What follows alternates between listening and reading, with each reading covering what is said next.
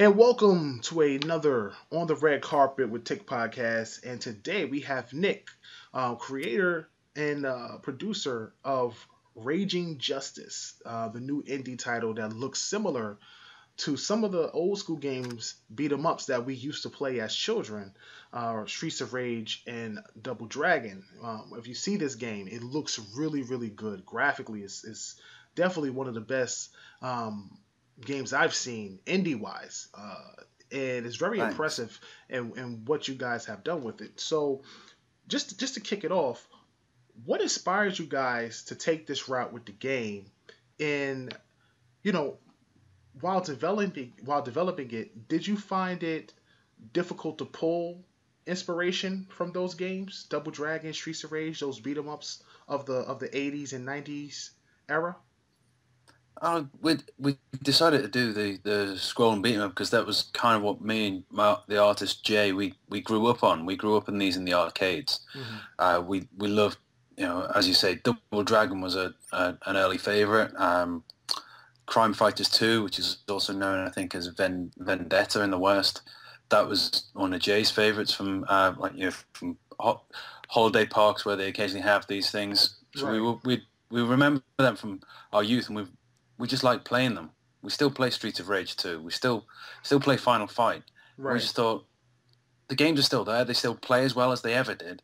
But right. why isn't there a modern game? Why hasn't anyone brought it forward so it looks good on a HD TV, but it sounds great with your surround sound? Mm, Why hasn't anyone tried to do that? Well, we just started to make it. Really, originally it started off kind of like a hobby kind of project, something that we were doing for fun, for just for ourselves, really. hmm. And then after a few years, we thought we've got something here. We've got something that's really good fun to play. Looks bloody good, thank God, because Jay's Yeah, it an looks pretty awesome good, man. artist. I mean, Right. I can't take any credit for myself. I'm developer, I'm programmer, I'm gameplay implementation, but not Right. the look or the sound. That's thankfully I've got a great team with Jay, artist doing all the artwork and animation, and Steve Burke doing all the music and sound effects. Wow. So yeah, we're really pushing hard to make a HD title that feels like what we remember those games playing like. Not necessarily how those games play now when you go back and play them, but Right. how you remember them feeling. Kind of Right. trying to tickle that nostalgia rather than just saying we're copying Streets of Rage. It's an update. No, it's not. It's what someone who hasn't played those games for 15 years remembers them to play like. Mm, Right, At least right. that's what we're hoping for. That's our core goal, really, is to just be, wow, I remember playing it and it felt just like this. Well, if you go play Streets of Rage alongside it, you think, okay, not quite, but and yeah. Streets of Rage is still a great game. It still holds up. It's one of those genres that hasn't aged badly. Some of the 80s, 90s games, they were novel at the time. They were pushing boundaries at the time, but you can Right. go back to them now, not as good as you remember. Right. No, I think I still enjoy Final Fight every once in a while with Hagar and Cody and them. Yeah, I You mean know, that one's an awesome game. That's probably in the genre. That's probably my favorite is Final Fight. I just when I saw it, now it's all on the consoles now. You can just download them, can't you? They're on Xbox Live. It's right, on PSN. It's Double Impact, I think they called it, where it's got two games in there. right. Right. It's awesome to play. Yeah. Now, Just similar to those games, one of the cool things about the beat 'em ups is that there's always really cool combos and a super move. Did you guys take it up a notch in this game? we've been trying to find out how to do the super move. We don't have one that fits quite as well as we would hope. So instead of going for the super move, we've tried to throw in the weapons. There's a lot of weapons in the game. Okay. There's baseball bat. There's a sword. There's knives. There's bottles. There's crates. There's sledgehammer. There's shotguns.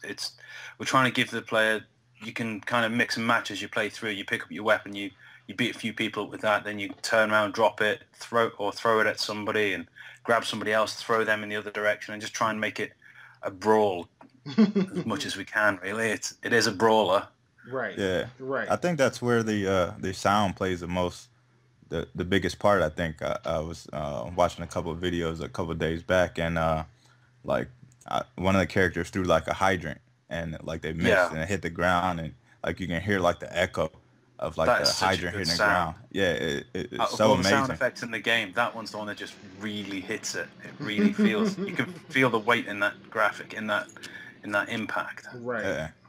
I think things like that is something that a lot of developers don't take the time to invest in is in sound. I mean, in today's gaming market, with all these gaming headsets we had, from Astros to Turtle Beaches and the Tritons and things like that, you have these things now where surround sound is on your head. And Mm, it's important to play a game that has quality sound. A lot of times they disregard the sound. You get some sound effects, but they hear little things yeah. in the background that, hey, what was that? That perks your ears up. I think it's a really cool feature. And if you guys pull it off the way I think you guys pulled it off, I think that that's something that separates you, obviously, from a lot of We're, other indie titles.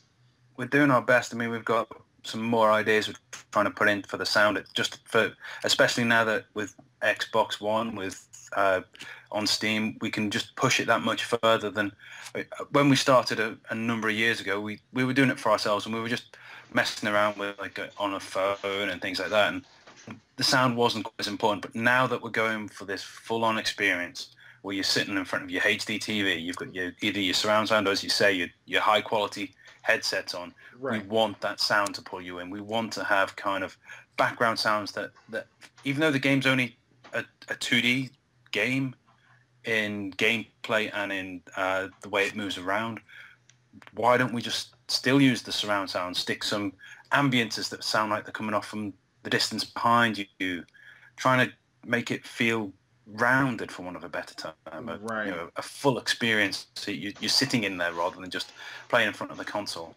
Right. Now, earlier you said you have two other guys that have been working on the game with you: Jay, who is your artist, and Steve, Yeah. who does all the sound effects and the music. It's just a three hmm man. It's just a 3-man team that's working on this project. Yeah, as far as developers, there's the three of us. We met probably coming up to 15 years ago when we all used to work at a company called Rare. Really? Um, yeah, Yeah. That's yeah, why I we were caught there up with Nick, for man. 8 to 10 years. Wow, I'm blown by Yeah, that. That's Yeah. something I did yeah. not know. We started. Well, I started in 2000. I think Jay was probably 2001. Steve around the same time.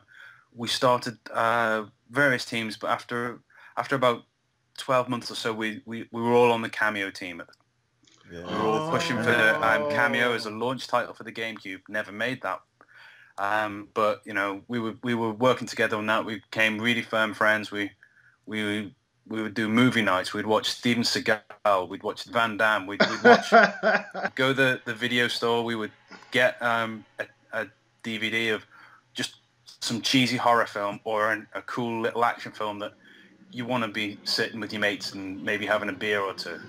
And we'd watch that, and we just love that kind of atmosphere. And again, that's part of our setting is kind of evoked from that kind of not too serious storylines, not too serious settings. It's just, you're just having fun watching a bit of action.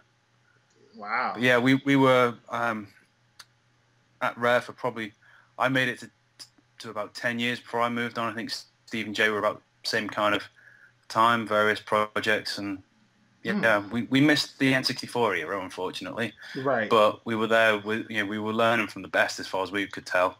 It was a Yeah. great place to be. Yeah. Rare. I mean, I don't want to get into Rare. This is about Rage and Justice, but Yeah. we all know that Rare has some great, talented developers there. So I'm definitely looking forward to your game. And I know the fans hearing this will definitely be looking forward to the game. Yeah. So, one of the things that we do when we speak to some of our indie developers that come on the show is we like to talk about the Idea Xbox program, because it seems like Microsoft sometimes gets a bad rap. But from everyone I've spoken to so far, they seem to believe that the Idea Xbox program has been very helpful in It regards has. to getting their game started and getting things published and going the right way. How has your experience been with the Idea Xbox program? I, the Yeah, it's been really good. They've been really supportive. I can't say that it probably doesn't help. It didn't help that I'd worked with Rare and therefore with Microsoft for 8 years. So I knew a few people, and it was it was easy to open up the doors initially. But as a program, I don't feel they've given me um, any special whatever the Treatment. word is treatment. That's it. Any Okay. special treatment for my history. They've done it purely for the game. They've done it purely as I'm an indie title. Right. I'm the company making games is myself and my wife. We're collaborating with Jay and Steve on this project, but we're not a big company. We're not intending to grow to a big company. We just want to make this game that we're making and maybe some more later. Wow. And they've been so supportive. They don't demand builds all the time. They don't push for. They're not telling us. If we'd gone with a publisher, we would have been told, "Oh yeah, we like that, but how about putting a monkey in there, or how about a dinosaur up there?"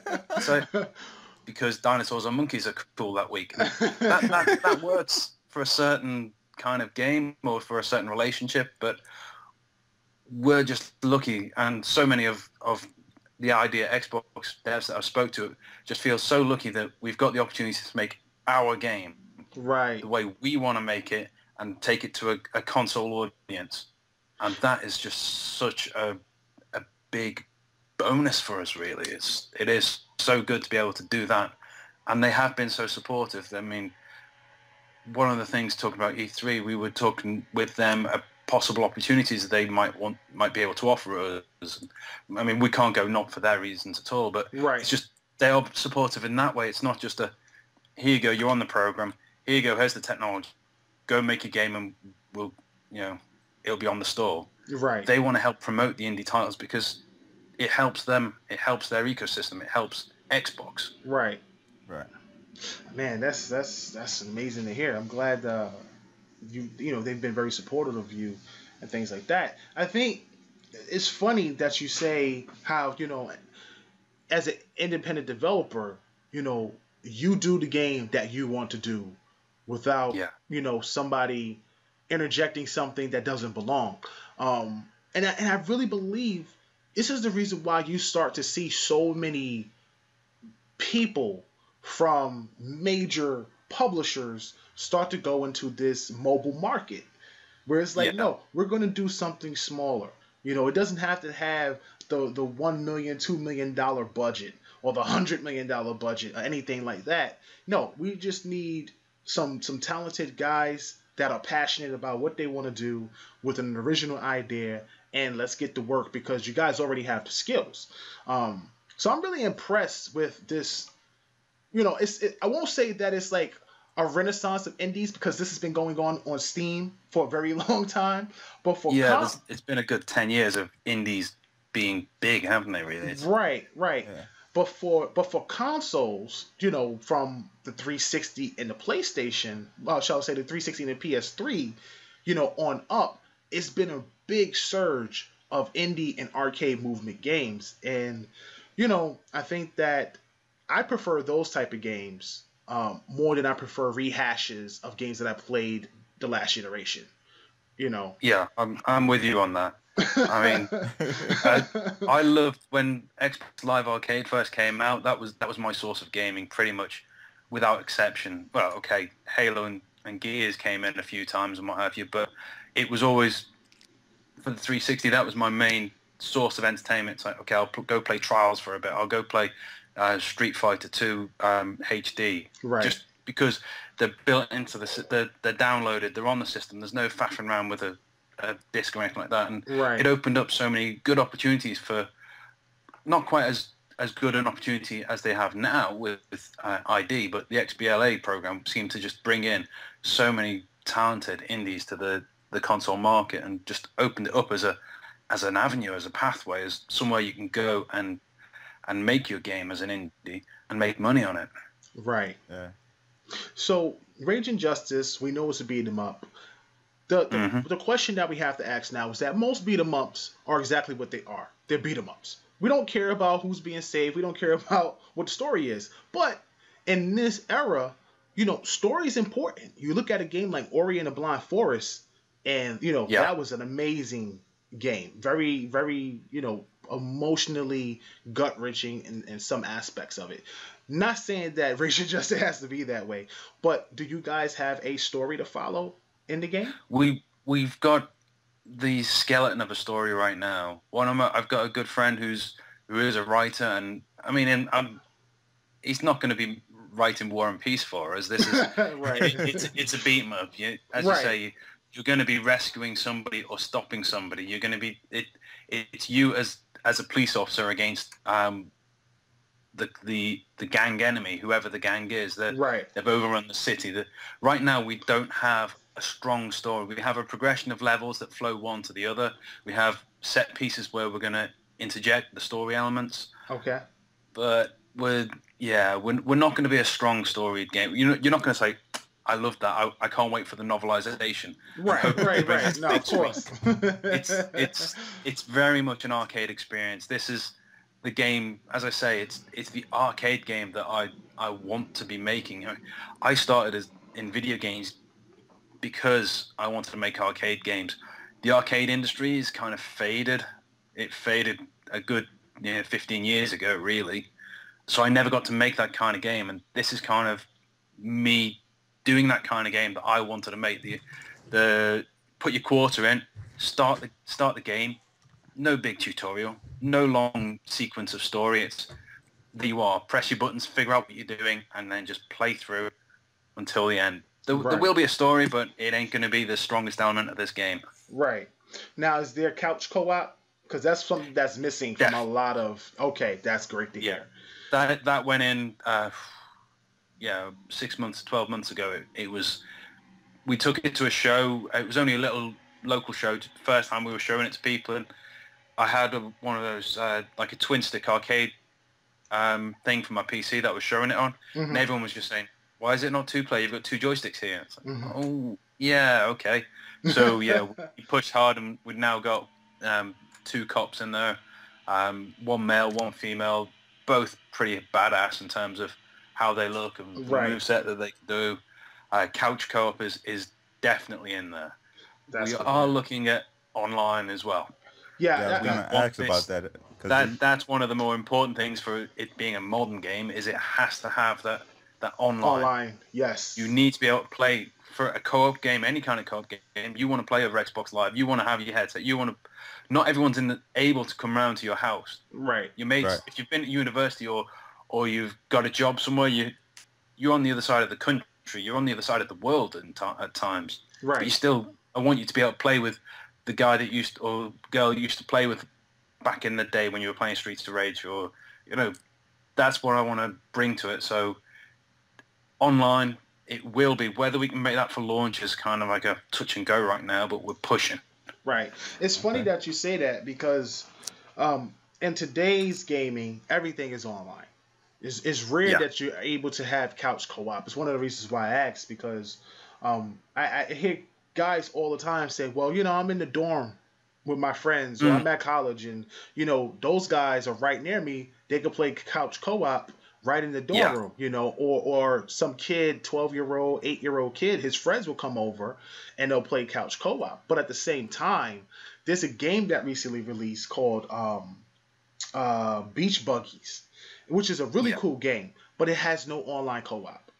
And to me, it's such a missed opportunity if you don't have online co-op when, like you said, you have a friend that's in another state, another country, somewhere around the world, and he's up, you're up. You finally you kind of get that timing right, and you're ready to play with each other, but you can't because there's no online co-op. So that's good to know that you guys are working on online and you already have couch. Yeah, I mean, the gameplay plays through perfectly with 2 players. We are considering more players if we can. It may not be trying to think of ways to extend the gameplay after you've finished the main story. We're thinking that we may unlock you can play through a game with 4 players, possibly. Okay. But it won't fit the story. It won't fit, so it's just like, okay, we will have that so you can do that if we can get enough characters playable. I'm sorry. Go ahead. No, go ahead. So yeah, we're definitely looking at trying to have that the couch social for hopefully up to 4 players, because often you've got 4 joypads. You've got your console, it supports 4-player. Why not allow you to play 4-player? Right. So I'm going to try my best to get that in.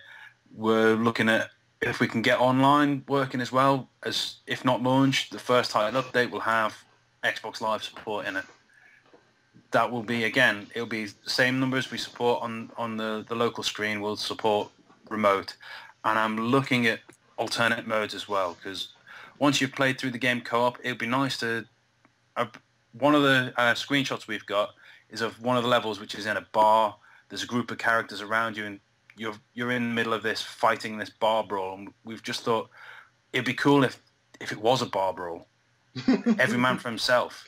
Wow, and that would be 4-player cool. on that screen, and just have enemies coming wave after wave. So there's you, there's AI, there's your mates. I've got to figure out the rule set as to how you decide a winner. Is it last man standing? Is it KOs? Is it scores? I'm working on that as to the actual design, but I want to have these other ways of playing the game to keep you coming back and playing Raging Justice. Right.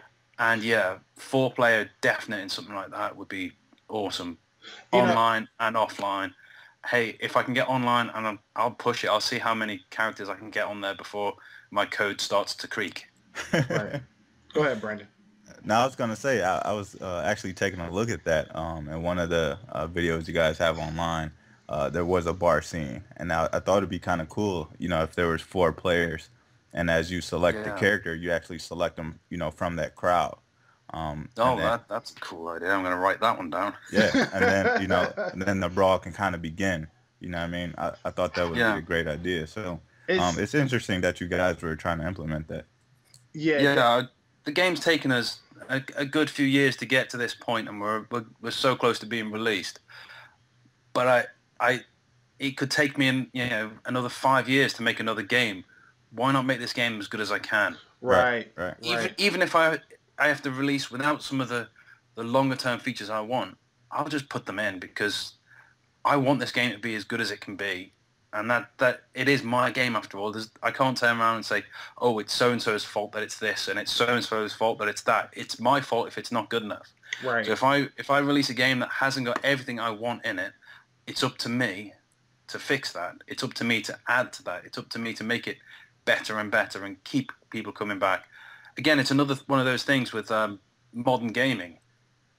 Right. You don't expect a game to be just fire and forget. I finish the game, I release it, it goes on Steam, I walk away and do the next one. That's not modern gaming. Right. You've got to have your updates. You've got to have, free or paid. There's got to be more content coming into a game if it's to be successful. Right. It's funny that you say that, because what I was going to reiterate to when you were talking about different modes after you beat the game, I said, what would be really cool is that, like you said earlier with the bar brawl, but I thought about like Gears of War, like the horde mode. You just have wave after wave of enemies coming at you, and you or your mates are fighting it out, duking it out in these different settings, and maybe as you eliminate X amount of enemies on screen, you guys rack up points to see who did the best, and you move to the next area. I thought that was really cool. And then with each area, maybe you had different weapons and different tools set for that particular scene. So you could definitely do something like that. I think that would be really fun as well. It's ways of making the game so people come back and play it. I've been coming back and playing it because I develop it, and I do actually find myself playing it because I find it quite fun and therapeutic, because you just pick up a baseball bat and take control of the streets, and nobody comes and tells you off. It's great. To have that kind of reason to come back, to replay it, to play either for score or just to within that social atmosphere of, okay, we're going to have a match and one of us will be a winner. It's kind of, we're definitely going to go for that kind of thing. And I'm glad you say horde, because that was one of the main ideas we had for the bar brawl, was wave after wave of enemies. It sounds like similar to what you were saying, but Right. sounds like a good idea to possibly switch to different locales as well. So I'll add that to my list of things to look into. I'm glad TiC could contribute. Hell yeah. Yeah. So before we let you get out of here, do you have a release date, or do you know when we'll be able to see it? And when it's released, do you have any idea of what it would be going for price wise? Those are things we haven't decided yet. I mean, Okay. release-wise, we're hoping to be finished in a few weeks to a month or so to be finished, locked. The game is done. We're now just bug fixing, polish, and then get it up on the store as soon as we can. We'll be launching on Xbox One. That's our launch platform. With Steam soon after, but Xbox One's our focus right now. Nice. Well, I mean that's the kind of game it is. It's a console game. It's an arcade game. Right. And with ID, it's just like it's such a good platform to work on Xbox. So I used to work on consoles. I'm used to working on consoles. I just find that process the right process for making games for me. I struggle with the idea of developing on a PC because you're running the same game on a PC. I've got a mental block in there somehow. I don't understand how that works. I've got a PC I make the code on. I have a development kit, a console that I deploy it to, and I'm just good with that. That's how I work. So Right. Xbox One's our launch platform. Reverse up a bit. So we're going to be finished in the next few weeks in terms of code and gameplay, and it'll be implemented for our release. Then we're going to polish it. Then we've got to get it through the technical certification stuff. Yeah, Right. every console has them. It'll have to go through that. And as soon as it's through that, then it'll be on the store. And I'm really hoping that it's on sooner rather than later. I don't want to be stuck in that Christmas rush. No, you definitely do not want to be stuck. You do not as a want to little be stuck. little minnow in the ocean. That's not what I want to be. Yeah, no. This Xbox holiday season is about to be crazy. You do not want to release around that time. August, September, October at the latest. Price-wise, it's an indie title. Yeah. I mean, we haven't settled on price, but it'll be comparable to its length. It'll be comparable to its kind of peers in terms of what it's going to be cost-wise. Right. Well, I'll reach out to Chris Charlo. We had him on the show. A couple months back, and we got to get Rage and Justice in one of those indie montages.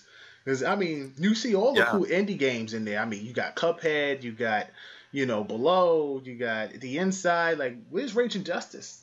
Because this is get him in there. Got to get him in there. So I'm going to reach out to him. I'm going to let him know, hey, I want to see Rage and Justice at Gamescom. Yeah. I do. Yeah, definitely. Well, Nick, I really appreciate you coming on.